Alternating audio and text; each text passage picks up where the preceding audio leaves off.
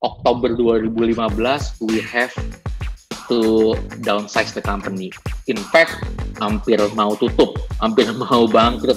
Bagaimana melibatkan satu perusahaan untuk sama-sama melalui masa sulit? Jawaban atau solusi dari itu adalah punya support system yang kuat gitu. Dan support system itu buat gue temukan di partnership gue dengan co-founders gue gitu. Hi, I'm Italo Gani. I'm Zahra, and you are watching Impact Talk, where we have in-depth conversation about building and growing startups. with the people that was there from the start. No fluff, no sparkling stuff. We dive in and tease out valuable insights and applied knowledge from our created guests. So that you can grow your startup and build successful company that will last. So, get ready to catch because someone is about to drop some wisdom. This is Impact Talk by Impact 2. This podcast is supported by Mitrans and Panasonic. Nah, menarik nih. Dari 2 karyawan, 30, berhenti, kurangin, terus sekarang 1.000 gitu kan. Nah, kalau lu bisa cerita ya, waktu dari 30 terus lu slowing down, you are cutting your team gitu. Apa yang lu do it different before and after that gitu? Apa yang lu do it different? Kan lu tadi bilang ya gue sebagai CEO harus berpikir keberlangsungan, tapi konkretnya apa sih gitu? Oke. Konkretnya apa aja? Gue rasa 2 hal. Satu adalah ini satu secara numbers, satu secara ini ya secara tim. Yang secara numbers adalah gini. Gue waktu itu makin menyadari bahwa gue kan di bisnis B2B ya, gitu ya. Dan kemudian bisnis B2B ini harusnya bisnis yang sangat rasional, bisnis yang menurut gue harusnya jelas gitu ya monetization-nya. Terus kemudian kalaupun kita nggak berhasil profit dulu saat ini, itu kenapa? Apakah itu karena scale? Apakah itu memang karena acquisition cost aja di awal gitu ya? Itunya itu sebenarnya banyak hal yang kalau menurut gue sih di B2B itu lebih ketebak dari awal. Karena we are not specifically talking about changing people behavior at scale gitu ya, dimana yang mungkin banyak consumer company lakukan gitu ya. Sehingga artinya sejak saat itu, at least buat gue pribadi, gue lebih banyak mantengin financial statement. Gue sendiri belajar lagi tentang financial statement, tentang balance sheet gitu ya, dimana kemudian gue monitor itu dengan lebih hati-hati gitu ya, dan kemudian bisa ngambil keputusan lebih berdasarkan itu gitu ya. Dan itu salah satu pembelajaran konkret yang gue lakukan dibanding di masa-masa awal di mana gue mungkin juga terbawa dengan suasana di mana gue latar belakangnya teknologi, bisnis, very little on finance gitu ya. Kebanyakan lihatnya lebih ke arah yang kayak bikin produk, terus kemudian expand marketing effort dan segala macam gitu ya. Tapi nggak ngelihat angka-angka di belakangnya. Nah itu satu. Kedua adalah, tadi kan gue bilang pertama tentang numbers gitu ya, tentang finance. Kedua adalah tentang tim. Nah tentang tim, satu yang gue pelajari memang adalah bisnis nih pada akhirnya kan sebenarnya kegiatan interaksi manusia gitu ya. When we do business, we actually kita ngomong tentang gimana kita bisa manage and kita bisa relate one another gitu ya, dari kita ke klien maupun internalnya gitu. Nah di internal itu sendiri yang tadi gue sempat cerita mengenai bagaimana perusahaan Circlo itu sendiri juga bertahan karena kekompakan timnya waktu itu.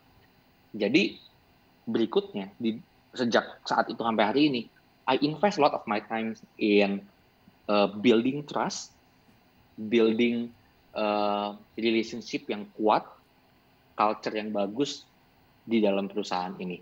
Baik itu dengan so-called karyawan gitu ya, team member, ataupun dengan partner gitu ya, bahwa ini nggak cuma sekedar transaksional gitu ya, tapi ini tentang chemistry di antara kita kerja bareng, visi yang sama, nilai-nilai culture yang sama gitu ya. Dan itu hal yang mungkin lagi-lagi tadi ya di 2 tahun pertama bisa jadi sudah gue lakukan sebagian, bisa jadi belum, tapi yang pasti setelah masa-masa sulit tersebut, gue makin tersadarkan bahwa ini adalah hal yang gue pribadi perlu make conscious effort gitu untuk mastiin timnya itu kompak. Itu sih pembelajaran dan konkretnya apa yang gue lakukan. Contohnya, kalau itu jadi contoh ya, kayak hari ini walaupun udah 1.000 orang nih gitu ya, tapi salah satu yang gue pasti lakukan itu adalah setiap orang yang baru join Circlo di bulan pertama itu pasti ada ketemu dengan manajemen gitu. Walaupun sekarang memang kondisinya dengan COVID dan segala macam nggak bisa ketemu langsung gitu ya, tapi secara online ada Q&A dan segala macam supaya kemudian kebangun gitu ya bahwa ada hubungan antar manusia gitu ya yang lebih dari sekedar angka di kegiatan ini. Terus kemudian dengan partner juga, as you might know gitu ya, tahun lalu kita ada inorganic move juga, acquire suatu perusahaan namanya iCube, lalu kemudian tahun ini juga ada inorganic move lagi, acquire suatu perusahaan namanya Orami. Comes along with the acquisition itu kan ada leadernya juga gitu ya, yang kemudian simpelnya mungkin kayak tadi ya bahasa lu, kayak tadinya mereka foundernya, mereka mungkin bisa dibilang memutuskan sendiri juga ke depannya mau kayak gimana tuh bisnis gitu ya. Nah sekarang setelah menjadi bagian dari situ gimana? I think buat gue sendiri, gue mulai dari build the trust dulu with my new partner gitu ya. Karena ngomongin angka-angkanya, ngomongin bisnisnya gitu ya, itu mungkin hal berikutnya yang bisa lebih mudah dilakukan di saat kemudian trust-nya udah ada gitu ya, relationship-nya sudah terbangun gitu ya antar partner. Dan so far sih, I think ya, I don't know, maybe if I speak on behalf of the other part, the other side of the table sih, kayaknya sih so far so good ya gitu ya, and looking forward to work along with them for more years to come. Kayaknya kalau ngobrol sama Mulyadi sama Ferry, energinya enak kok. Tandanya dia are on the right track. Awesome. Semangat mereka. Yo, nah, kalau kita ngomongin, kan kita kalau di Impact tuh kan kita selalu ngomongnya product market fit ya, Brian ya. So, what is actually product market fit di dalam your business di Circlo gitu? Dan how you measure that? Kapan lu ngerasa bahwa, wah gue udah mencapai product market fit gitu kan? Oke, dari sudut pandang gue sendiri sih, simpelnya gini. Yang kami lakukan itu kan, balik lagi tadi visi, purpose atau visinya itu kan adalah membantu klien kami berjualan online, gitu ya. Jadi kalau ngomongin product market fit, yang pasti pertama adalah saat dimana kami melihat bahwa klien kami itu sudah sukses mulai bisa berjualan di channel yang kami bangun, gitu ya. Jadi contohnya misalnya kalau yuk kita bilang bikin website gitu ya biar bisa jualan online, beneran nggak terjadi nggak transaksi gitu. Terus kemudian kita bilang ekspansi dong mungkin ke marketplace gitu ya, bikin official store di so and so channel gitu ya, beneran terjadi nggak transaksinya. So I think first step is definitely whether the sales happen gitu karena that's it. Tapi kan gue potong dikit nih. Tapi sales itu kan impact terakhir gitu kan. Apalagi kalau misalnya lu ketemu klien ya corporate yang produknya susah dijual online gitu kan. Sales tuh kan yang terakhir, dan kita kan sering ngobrol ya. Dan selalu edukasi corporation. Nah, gimana tuh your journey on B2B edukasi the corporation ya? Yang pasti pertama memang semakin besar perusahaannya, lawan main kita, semakin lama sales cycle dan diskusi yang perlu terjadi. Itu hal pertama yang mungkin semua yang dengerin ini juga perlu ngerti gitu ya. The smaller the business, the smaller the ticket size, the quicker the decision, definitely gitu ya. Yang makin atas, makin besar, butuh effort yang lebih besar. Tapi kalau gue perhatiin sih, pada akhirnya semua balik lagi ke tadi ya tentang opportunity untuk bisa menghasilkan transaksi ya, itu ya kayaknya semua harus ujung-ujungnya ke topik itu, walaupun betul bahwa itu hasil akhir banget gitu ya, tapi kayaknya itu common goal-nya, dan kemudian dari hari awal perlu bisa menjelaskan step-nya itu apa sih bakal yang kita ambil buat menuju ke sana, dan seberapa, I think so far yang menentukan akhirnya deal atau enggak itu kan adalah seberapa meyakinkannya, seberapa terbuktinya apa yang kita jelaskan ini gitu ya terhadap si klien kita, bahwa ini proses ini kalau kita jalanin bersama maka akan menghasilkan sales seperti apa gitu. Jadi Itu sih kalau menurut gua. Nah, mungkin nambahin dikit tadi tentang yang masalah product market fit-nya, menurut gua terjadi transaksi itu hasil pertama, dan itu kalau buat Circlo sih sejauh ini tadi walaupun dibilang tadi betul itu bagian yang agak akhir gitu ya, tapi di Circlo kami selalu berusaha sebisa mungkin sales itu perlu terjadi secepat mungkin kita bisa lakukan gitu. Jadi artinya don't plan anything too big gitu ya, yang sampai dari kita ngomong sampai mungkin bakal terjadi transaksi itu lama banget. Kalau bisa dimulai dulu dari channel yang sederhana, bisa dimulai dulu dengan mekanisme yang sederhana, mulai dulu deh gitu, mulai dapetin motionnya gitu. Nah, terus kemudian PR berikutnya memang adalah kan kemudian, oke, udah bisa nih jualannya, terjadi transaksinya. Pertanyaan keduanya, ini berkembang nggak gitu? Karena kalau seandainya cuma, oh ya udah bisa terjadi nih jualan online-nya gitu ya, tapi kemudian nggak berkembang, klien kami pun mungkin bakal merasa, oh ya udah kalau kayak gitu tugasnya Circlo in a way sudah selesai sampai bantu setup kali ya gitu. Kalau cuman oke, ini udah terjadi nih salesnya gitu, tapi kemudian Circlo nggak bisa bantu jadi partner juga yang kemudian mengembangkannya gitu. Nah, jadi tahap keduanya itu adalah kemudian untuk bisa bantu mengembangkan bahwa dari bulan ke bulannya, dari partner ke partnernya ada dampak positif gitu ya dari menggunakan jasa kami gitu. Entah itu dalam artian mungkin ada perkembangan fitur kalau kita ngomongin website, atau misalnya kalau ngomongin tentang ngomongin tentang operations, mungkin apakah ada improvement di SLA operations yang sehingga consumer-nya makin happy gitu ya pas lagi dengan produknya, and therefore jadi lebih repeat buying. Atau misalnya di bagian marketing kita bisa munculkan ide-ide kreatif untuk kemudian nge-drive more traffic gitu ya. Nah, itu hal-hal yang kami lakukan yang kemudian pada akhirnya memang ujian paling akhirnya kalau buat kami, jadi bukan sales yang tadi. Jadi sales itu harus cepat terjadinya, terus kemudian grow dari situ. Ujian paling belakangnya itu adalah apakah mereka renew kontrak gitu. Itu kan jawaban, itu kan itu akhirnya gitu ya. Kalau seandainya retentionnya betul, dia habis dari 6 bulan, habis dari setahun gitu ya, mereka renew kontrak atau enggak. Dan yang lebih hebat lagi kalau ternyata selain renew kontrak, kemudian mereka udah mulai ngomongin, gue bisa kenalin juga sama brand yang lain. Walaupun kadang-kadang sih sambil ada bumbu lainnya sih, kalau gue kenalin brand lain, gue bisa dapetin diskon nggak? Misalnya gitu ya. Tapi kita lihat positifnya aja lah, bagian bahwa kalau bahkan dia nggak happy sama sekali sama kita, they won't bother to ask, to say that gitu, bahwa gue kenalin dong, tapi kasih gue diskon ya. Nggak usah ngomong kayak gitu. Mereka bakal bilang, udah deh kayaknya kalau gitu gue bakal pindah ke orang lain aja. Gue bakal pakai solusi orang lain aja. Gitu. Tandanya itu udah jadi evangelist kan, they promote your product. Atau kan kalau Bain itu punya net promoter score NPS-nya lu udah dapet tuh, lu dipromosiin. Karena dia segitu happy-nya terhadap your product, not saying I'm happy but also recommending, apalagi kalau nggak dia minta diskon ya. Itu sempurna tandanya. Betul. So, tandanya itu kan sebenarnya sebuah cohort analisis ya. Biasanya kan kita cohort analisis ngelihat repeat retention berapa lama satu klien yang diakuisisi di certain time gitu kan.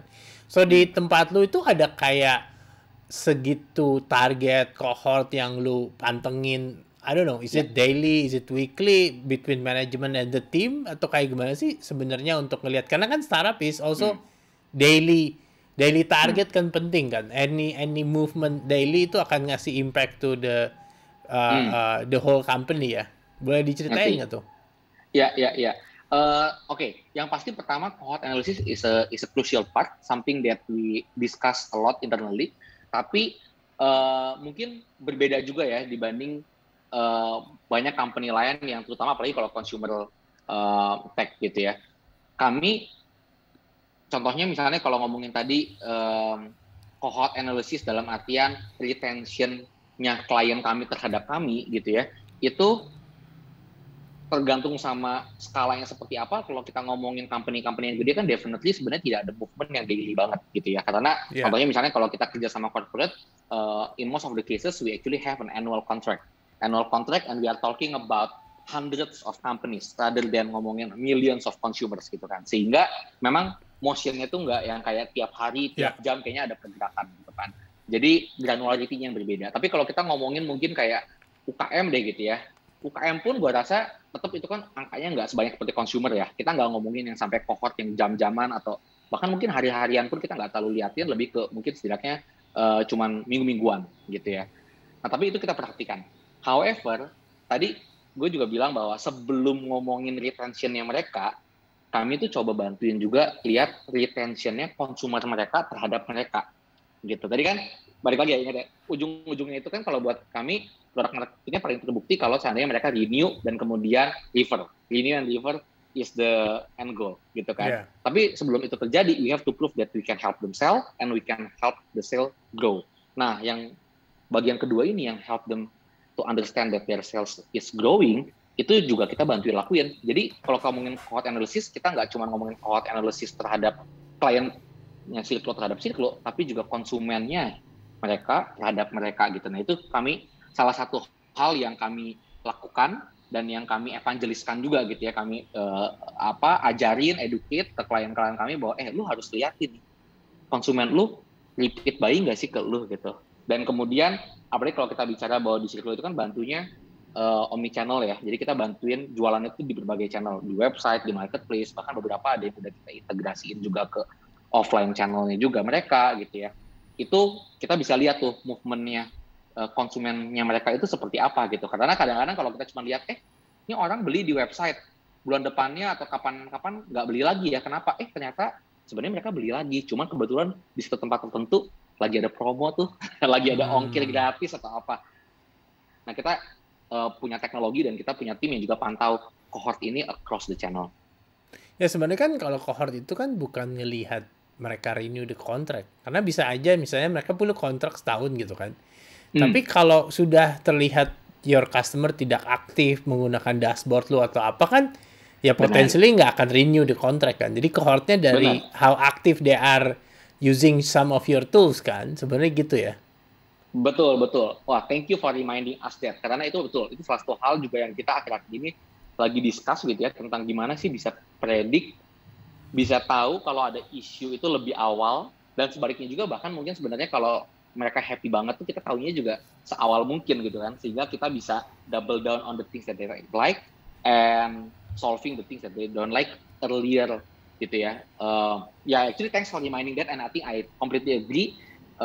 Internally I would say we still have a couple of homeworks juga to do that kind of details. Ya, karena gue suka menemukan beberapa startup B2B, kita kontrak tahunan, tenang lah. Itu kan harus dibedakan menurut gue ya Brian, antara payment sama usage gitu kan. Kalau mereka nggak pakai tapi paymentnya tahunan, ya potentially waktu mereka mau perpanjang mereka nggak akan perpanjang kan. Jadi usage, I think cohort should be based on the usage, not on the charging mechanism ya, charging model ya. Ya. Very valid point. Ya. Betul. Nah, sekarang kalau gue tuh suka menemukan beberapa startup yang emang kliennya enterprise gitu kan. Kan sales cycle ini bisa untuk early stage itu kan bisa can kill the startup. Apalagi kalau corporation bukan hanya sales cycle, mungkin payment cycle juga bisa lama gitu kan. So kadang gue juga menemukan beberapa visi itu sangat skeptis terhadap this enterprise di Indonesia. So what's your opinion on this gitu kan? How hard are you to convince the VC, janganlah corporation, they are not yet. Malahan banyak prever itu sekarang kan kalau lihat di startup banyak banget yang main di SME kan. Nah itu gimana tuh, Brian? Ngerti. Menurut gua betul, itu yang tadi lu sebut itu beberapa criticism mengenai enterprise business gitu ya, dealing with the enterprise. I would say, gue bakal bilang bahwa ada plus minusnya lah gitu. Karena di sisi lain comes together with prosesnya yang lambat, tapi juga work with enterprise itu predictability-nya juga cukup bagus gitu. Contohnya kalau kita ngomongin kayak SME gitu ya, berapa banyak sih SME yang kemudian mencoba terus gagal gitu kan? Itu jauh lebih tinggi gitu ya, risk-nya, volatility-nya dibanding kalau kita ngomongin sama enterprise gitu ya. Jadi itu plus minus. Nah, memang kalau gue mau zoom in lebih detail lagi, banyak yang mungkin ngelihat enterprise itu problemnya adalah karena gampang diasosiasikan dengan kalau kerja sama enterprise itu kayaknya kerjanya project base aja gitu ya, kayak contract base aja gitu, bukan yang scalable seperti kerja barengan sama SME gitu ya. Tapi sebenarnya enggak juga sih gitu, karena kita lihat contohnya misalnya kayak di Silklo saat ini gitu ya, pas kita kerja sama enterprise sebenarnya almost all of our works gitu ya, if not all, itu nggak project basis gitu. Tapi kita kerjain sesuatu yang memang on retainer and on success fee base gitu. Dimana kita dapetin take rate, kita dapetin revenue share, kita dapetin komisi atau kita dapet biaya bulanan yang sesuai dengan perkembangan bisnisnya si klien kami tersebut gitu ya. Sehingga artinya walaupun mungkin memang jumlah enterprise ada berapa banyak sih di Indonesia gitu ya dibanding jumlah SME gitu ya. Tapi kita bisa capture the value dari perkembangan bisnisnya mereka juga gitu, nggak cuma one off aja gitu. Nah itu yang mungkin perlu diemphasize juga kali ya, bahwa di dunia enterprise itu kita bisa dapetin perkembangannya atau scalability-nya dengan melihat bahwa setiap dari klien ini tuh bakal berkembang dan gimana kita bisa monetize dari perkembangan tersebut. Itu kalau dari gua sih. I see. Tapi dari sisi visi juga emang tersegmen-segmen ya. Ada visi yang into B2C, B2B ya. Ada visi yang into SME, enterprise juga ya. Jadi lu ngerasa seperti itu juga ya? Betul. Oh itu sih benar. Itu kerasa banget. Kita berapa kali ketemu ada memang yang kalau memang dari awal langsung bilang, oh oke, we only believe in consumers. In a way, I think when they say we only believe in consumers, mungkin juga karena mereka punya experience-nya itu, sehingga mereka bakal bisa bantunya juga di area itu gitu ya. Which is fair gitu ya. And that's fine gitu to tell that fact early on gitu, supaya nggak usah waste each other time gitu ya. Dan buat Circlo pun pada akhirnya memang kami memilih untuk kemudian dapetin investor yang mengerti dinamikanya B2B seperti apa gitu ya, dan kemudian bisa bantu juga jadinya di sana. Kan terlihat sendiri juga bagaimana sejauh ini sih Circlo pendanaan yang diperoleh gitu ya. Memang di awal-awal lebih ke arah venture capital yang sektor agnostik seperti East Ventures, tapi kemudian di bagian-bagian berikutnya kita dapetin juga partner dari corporate venture capital, dari private equity gitu ya, yang memang punya pengalaman dan mau mengembangkan bisnis B2B. Sekarang sendiri udah stage berapa ya? Lu? Kemarin ini kita terakhir kita ada beberapa pendanaan yang terjadi dalam beberapa tahap, tapi semuanya kita bisa bilang itu pendanaan series B gitu ya. Yang tahun lalu kan, awal tahun lalu we close $6 million. Early this year we close $36 million. Jadi series B yang terakhir nih? Yes, betul. Oh, nice. Nah, kalau masih ngomongin sales cycle ya di corporation, then I see there's a lot of corporation like Adobe, IBM, mereka itu punya kayak partnership model atau agency partner. Kayak IBM kan di Indonesia principal ada, tapi actually ada yang integrator, yang actually PT-PT yang jadi IBM integrator yang kerja sama klien langsung, sehingga si principal atau si product owner tuh dia bisa fokus. Kadang gue nyaranin startup B2B juga ngembangin hal-hal seperti itu, karena kalau mau scale your enterprise sales, lu nggak bisa lah dilakukan oleh internal sendiri gitu. So is Circlo doing the same thing, and what do you think about that model ya? Oke, ngerti. Itu definitely model yang sudah terbukti gitu ya, all over the world gitu ya, dengan contoh-contoh yang tadi udah sebut. Jadi buat di Circlo sendiri juga kami rasa it's just a matter of time. We have to go that way juga gitu ya. Beberapa project sebenarnya ada yang udah kami coba lakukan dengan cara seperti itu. Udah ada beberapa partner juga selama beberapa tahun terakhir ini yang kerja barengan sama Circlo, di mana mereka kemudian jadi partner implementasi dari software yang kami buat. Tapi memang bisa dibilang masih sedikit lah gitu ya. Kita belum besar upayanya di sana. Ke depan kita bakal makin fokusin lagi. Di saat yang bersamaan nih Circlo memang kita hari ini banget bermain di dua sisi juga ya, karena di satu sisi kami punya software yang memang kami prinsipalnya seperti contohnya solusi kami untuk SME ya, Circlo Store itu kan kami prinsipalnya karena kami bikin si platform itu sendiri from scratch, tapi di sisi lain kami juga bermain sebagai distributor untuk contohnya Adobe yang tadi dibilang juga Adobe Commerce, itu kan di Indonesia partner utamanya adalah salah satu anak usaha kami, yaitu adalah iCube. Gitu ya. Nah, jadi dari pengalaman itu sih, mudah-mudahan ke depan kami bisa ngerti lebih baik gitu ya, karena kita ada di dua sisi gitu ya, ke depannya yang paling baik kayak gimana nih buat Circlo gitu. I see. Mungkin mungkin last statement dari kamu, Brian. Ya mungkin boleh cerita. Ya mungkin this is more like wejangan lah buat para startup founders yang lagi build, terutama yang B2B enterprise yang mirip-mirip kayak Circlo, mungkin boleh kasih apa tips untuk mereka how to build. I mean sekarang udah beda banget ya eranya. I mean dengan adanya COVID, satu buah musibah, tapi sebenarnya buat corporation terbangun untuk melakukan digital transformasi lebih ekstrim ya. Dan juga e-commerce jadi lebih aktif gitu kan. Tentunya berbeda banget dibanding waktu lu buat Circlo di awal ya. Boleh nggak kasih tips ya untuk pernyataan terakhir dari lu?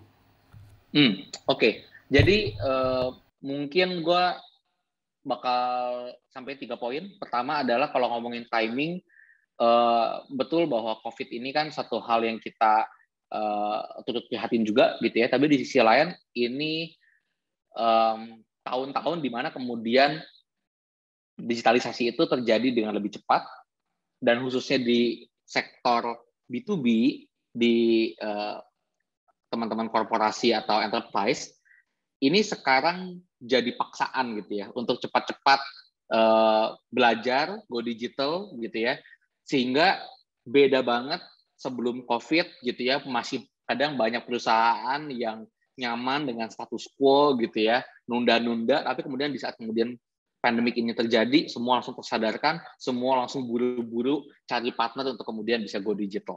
Jadi yang pasti pertama menurut saya sih timingnya ini sangat bagus gitu ya. Saat ini kalau seandainya teman-teman ada yang mau masuk ke sektor B2B, membantu banyak perusahaan-perusahaan yang sudah jalan sebelum-sebelumnya, tapi sekarang mau memperkuat digitalisasinya. Itu satu.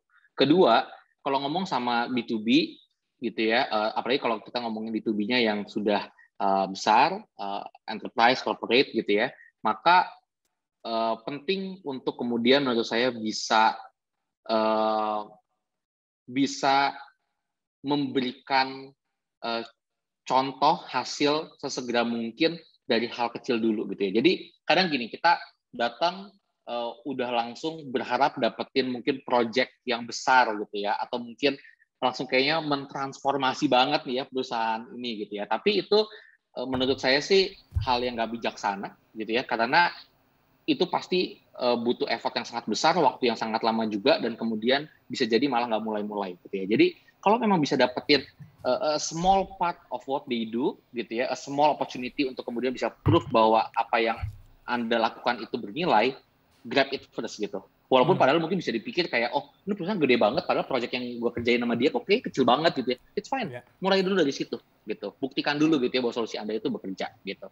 Nah terus kemudian yang ketiga, yang terakhir itu adalah bahwa pada akhirnya kalau misalnya bicara dengan corporate atau enterprise, sejauh ini saya menyadari bahwa